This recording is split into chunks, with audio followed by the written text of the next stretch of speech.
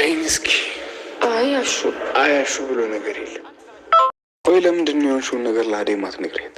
ተውዴ ደግሞ ለእሷ ነግሪያት። ከዚህ በላይ እንድትጨነቅ አልፈልግም። በቃ ሁሉንም ነገር በራሴ ነው ማድረግ የምፈልገው።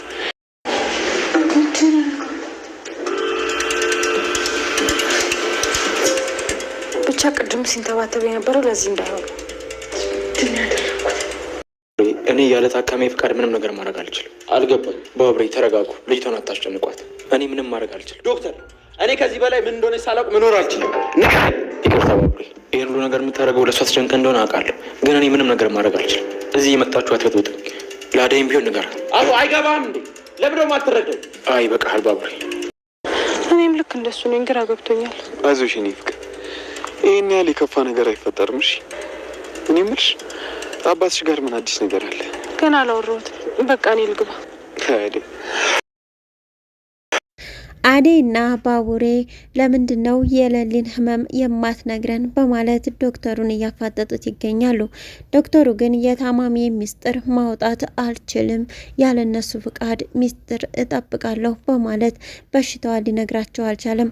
እነሱ ግን ንገረንና እንንከባከባት፣ እኛ በጣም እየተጨነቅን ነው፣ ለምንድን ነው የማትነግሩን እያሉ ይገኛሉ።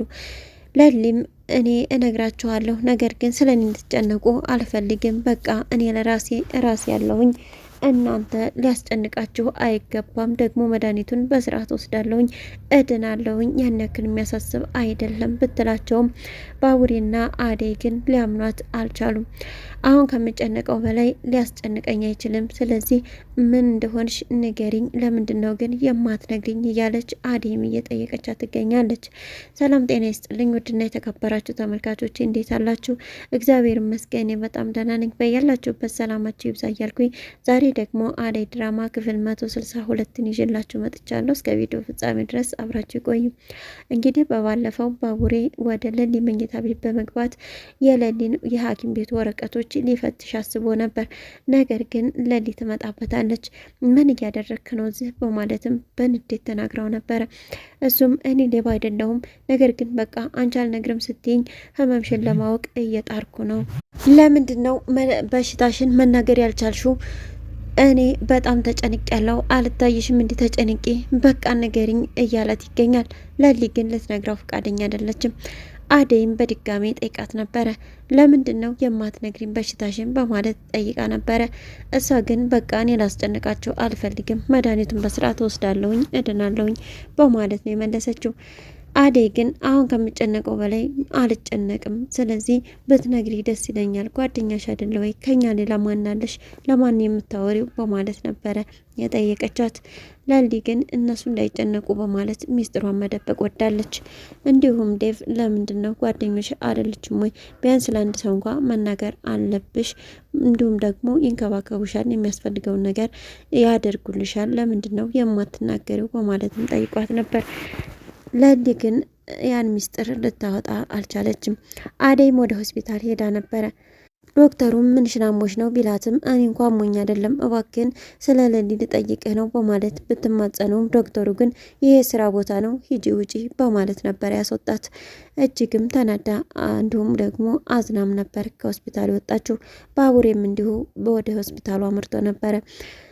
ምንድን ነው የሆነችው ለሊ ማወቅ እፈልጋለሁኝ። በቃ ንገረኝና ልንከባከባት። ዶክተር አይደለ? ስለዚህ ደብቅ ብትልህም አንተ የተባልከውን ነው የምታደርገው። ነገር ግን በቃ ንገረኝ በማለት ይማጸነዋል።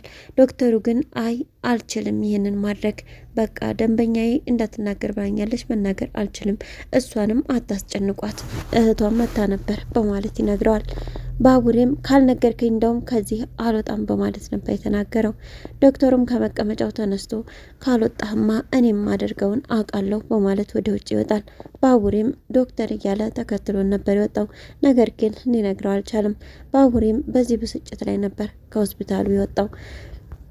ኪንጎና ሩታ አበባ በመግዛት እንዲሁም ደግሞ ወይን በመግዛት ቅምጥልንና ኪንጎን ሰፕራይዝን ለማድረግ ወደ ቅምጥል ቤት ሄደው ነበር እና ቆንጆም ሰፕራይዝ አስቀምጠው ነበረ።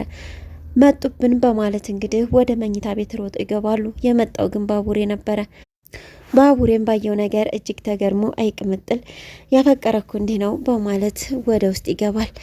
ወደ ውስጥ ሲገባም ሩታንና እንዲሁም ደግሞ ዳይመንድን ያገኛቸዋል።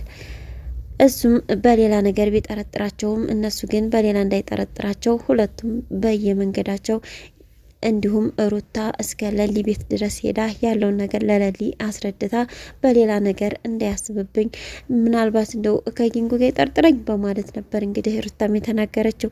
እንዲሁም ዳይመንድም መንገድ ላይ አግኝቶት እኛ እንደዚህ ያደረግነው ለቅምጥልና ለኪንጎ ልናዘጋጅ ገብተን ነው እነሱ የመጡብን መስሎን ነው ወደ መኝታ ቤት የገባ ነው እንጂ ሌላ ነገር አይደለም በማለት እንግዲህ ለባቡሬም አስረድቶታል። ባቡሬም አረ ይመቻችሁ፣ ምንም ሆነ ምን እኔ አይመለከተኝም፣ እናንተ ብቻ ደስተኛ ሆኑ በማለት ይነግረዋል። ምን ሆነ ነው ፊትህ ደስተኛ አትመስልም በማለትም ጠይቆት ነበረ። ባቡሬ ግን ሊነግረው ፈቃደኛ አይደለም። በሌላ በኩል አደይ እና ዴቭ ናቸው። አደይ አሁን ላይ ስለ ሌሊ እያሰበች ስለ ዴቭ ማሰቡን አቁማለች። ምን ሆነች ነው? ስለኛም እኮ እያሰብን አይደለም በማለት ጠይቋን ነበረ። ይቅርታ አሁን ማስበው ስለ ሌሊ ብቻ ነው፣ ሌላ ሀሳብ አይመጣልኝም በማለትም አደይ ነግራው ነበረ። ለምንድን ነው እንደዛ ያልሽው? ለአባትሽ ደውለሽ ነበር በማለትም ጠይቋት ነበረ። አይ አልደወልኩም፣ ግን ከሱ ደስ የሚል ዜና እንደማልሰማ አውቀዋለሁ በማለት ትነግረዋለች። እንዲህ አደይ ምን ሆነች ነው? እሱ እኮ እጅግ በጣም ደስተኛ ነው፣ ኪንጎ ሁሉንም ነገር ነግሯቸው አምነዋል በማለት እንግዲህ ይነግራታል። አደይም እውነት ግን ነው በማለት ነበር ደስ ያላት። በቃ አሁን ወደ ሌላ ጋር መሄድ አለብኝ በማለት ስትሄድ ቻው ብላ አልተሰናበተችውም ነበር። ዴቭ ደግሞ ናፍቀሽኛል እያልኩሽ እንደዚህ ነው የምትሰናበቺ በማለት ነበረ የተናገራት። አደይም ቀርባ በድጋሚ ሰማው ሄዳ ነበረ። በሌላ በኩል ደግሞ ቤዛ ናት። ቤዛ አበበን እኔ አጠምዳለሁ፣ አንተ ሄለንን አጥምድ፣ ስለዚህ ሁለቱን ማለያየት አለብን በማለት ወስናለች። ቤቷ አበበን ማስገባቷ ማከራየቷ ይታወቃል። እንደውም ሄለን እኛ ቤት ተቀመጭ በቃ ገላ አበበዬ እነግረዋለሁ በማለት ነግራት ነበረ። ነገር ግን አበበ እዚህ ቤት እስከተከራየ ነው ድረስ ማንም ሊቀመጥ አይችልም፣ ስለዚህ እሷ እንደ ገጠር መስሏል ነው በማለት አበበ ግን ቤዛዛ ቤት እንድትቀመጥ አልፈቀደላትም። አበበም ኪንጎን አግኝቶት እዛን የተከራየ ነው ና በማለት ይለዋል። የትኛው ነው ሲለው ያኛው በማለት የነ ቤዛን ቤት ያሳየዋል። እኮ የኛው ቤት በማለት አው ምን ነው በማለት ይጠይቀዋል። ብቻ ያከራየችው ይች እንዳትሆን ይለዋል። እንደገና ቤዛ ስትመጣ አዎ ይች ናት በማለት ይነግረዋል። ቤዛም ቀረብ ብላ ወደ እነሱ አንተ ኪንጎ ዳይመንድ እዚህ ሰፈር ምን ታደርጋለህ በማለት ነበረ የጠየቀችው። አንቺ ናፍቀሽ ነዋ የመጣሁት በማለት ይመልስላታል። ሂዳን ተግባ እኔ ላውራት በማለት እንግዲህ ያወራታል። ለምንድን ነው እነዚህን ሰዎች ያከራየሽው በማለት ጠይቋት ነበረ። ለማንኛውም የ3 ወር ቀብድ ስለተቀበልኳቸው እስከ እቃው ነው፣ አይዞህ ምንም አይሆንም በማለት እንግዲህ ተዘባና ነው የሄደችበት። ዳይመንድም በዚህ ነገር ተናዶ ነበረ። የቤዛ ወንድምም ወደ እነ ፍቅር ቤት ሄዶ ነበር። አሹን በር ታንኳኳ በኋላ በር እንዲከፍት አዘዘው። ነገር ግን አሹ የሚየ ልጅ እዚህ ቆሚማ አንተ አትገባም በማለት በሩን ገርግዶ ይዟል። ለምንድን ነው የማልገባው? እሺ በቃ ፍቅርን ጥራልኝ ብሎን ነበር፣ የለችም በማለት ነው የመለሰለት። ከዛም በሩን ዘግቶ ከውስጥ እንደሆነ የፍቅር እናት ከውጭ ትመጣለች። እሷን በር በማንኳኳት እንግዲህ እንዴት ለምንድን ነው በር ማከፍተው በማለት ትጠይቀዋለች። እንዴት እየመተዋል እንደመጡ አላየሁም ነበር በማለት እንግዲህ ይቅርታ ከጠየቀ በኋላ ፍቅርን ፈልጌ ነበር በማለት የቤዛ ወንድም ይናገራል። እጠራልሃለሁ በማለት እንግዲህ ፍቅርን እናቷ ገብታ ትጠራታለች። ፍቅርን መታ ነበረ። እንደመጣችም እንድትሰራ መጣ። እዚህ ሁለተኛ አጠገቤ እንዳትደርስ አንተ የቤዛ ወንድም ነህ፣ ስለዚህ ከቤዛ ጋር ተመሳጥራችሁ እኔ እንድታጠምዱ እንደያዛችሁ ነቅቼባችኋለሁ፣ ስለዚህ ሁለተኛ አጠገቤ እንዳትደርስ፣ ብትደርስ ግን ወዮልህ በማለት ታስጠነቅቀውና ወደ ቤት ትገባለች። አሹዬ ሁሌም ተጎን ይሁን እሺ በማለት እንግዲህ ለአሹ ብትነግረውም አሹ ግን መቼም ካንቺ ጋር አልሆንም፣ ራስሽ እየወጣሽ ደግሞ እኔን ጠብቀኝ ትያለሽ እንዴ? ፈልገሻል እኮ ፍላጎት አለሽ በማለት አሹም ተናግራት ነበር። አሹ አሁን ላይ ለሮማን ያለውን ፍቅር በቃ ተመለፍለፍ ዝም ብል ይሻላል በማለት ዝምታ መርጧል። እንዲሁም ሮማን ምን ሆነ ነው ያለ ወትሮ እኮ ዝም አልክ ብትለውም ምናልባት እስቲ ዝም ብዬ ይሻል እንደው በማለት መልሶላታል። ምን ሆነ ነው ለምንድን ነው ዝም የምትለው ብትለውም ለፍልፌማ ማን ገባው ብለሽ ነው በማለት ነው የመለሰላት። እንግዲህ ኪንጎና ቅምጥልም ደስ የሚል ጊዜን እያሳለፉ ይገኛሉ።